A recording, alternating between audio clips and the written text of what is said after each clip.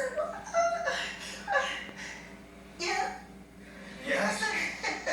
They said, well, why would you think that? I said, well, we were watching a movie. I don't remember the name of it, but he said I could take a small city, terrorize it. They would think it would be a group of people and it would only be me.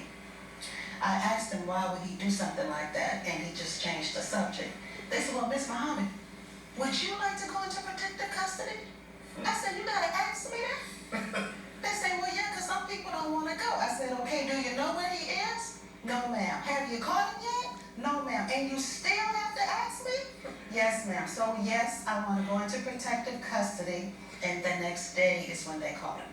Oh, my goodness. How have you processed these horrific actions of your ex-husband?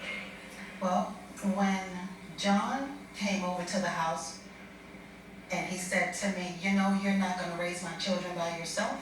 You have become my enemy, and as my enemy, I will kill you.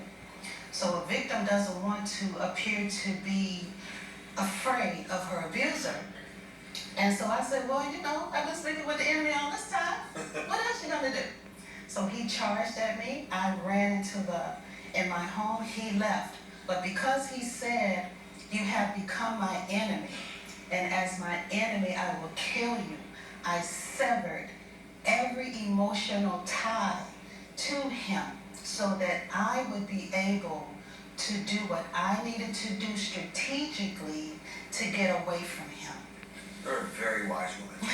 Seriously. I know it's been a lot that you've gone through, but I treasure your strength. Mm-hmm. You made a difference, at least in the lives of your families. And my children. And your children. Up next, a shocking with DC snipers with FBI brothers Jim and Tim Clementi, who were vital to capturing a DC sniper, 41-year-old John Allen Muhammad, and his accomplice, 17-year-old Lee Boyd Malvo. So, Tim, take us through this. What events, stringing together for us, finally led to the arrest of the sniper? Well, if we go back to Bowie, Maryland, where that tarot card was found, and the human scent that was recovered from those two pieces of evidence, the sniper shell casing and the tarot card, those scent pads were presented at the Ponderosa Steakhouse shooting to a bloodhound named Lucy. The first scent pad, the dog didn't react.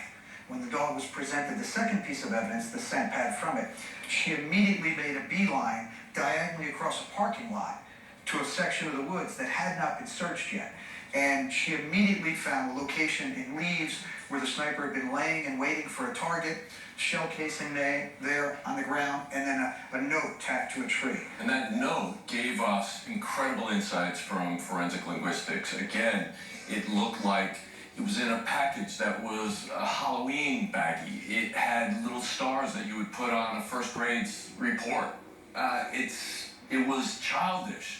How could somebody who has planned and executed so many murders, how could they be communicating this way? So really that duality really came to the surface. And in the profiling room, we argued about the fact that snipers usually operate alone, and the fact that here we have this real dichotomous duality presenting itself. And so we agreed that for the first time in U.S. history, we have a sniper team. And again, though, snipers don't play well with each other. So I hypothesized that the older one was controlling the younger one through sexual victimization. It would give him complete control, and he would be able to manipulate him to do anything. So how did you finally find out where they were hiding in their car? Well, thankfully, we have a lot of information from the tarot card that then led to the note. The note was the first time they communicated and made demands known. And so once we had them identified, then it was a question of what vehicle are they in. So we had a vehicle description of blue Chevy Caprice, former police car, had a license plate. That information was put out to the public. And luckily, there were people that paid attention to that.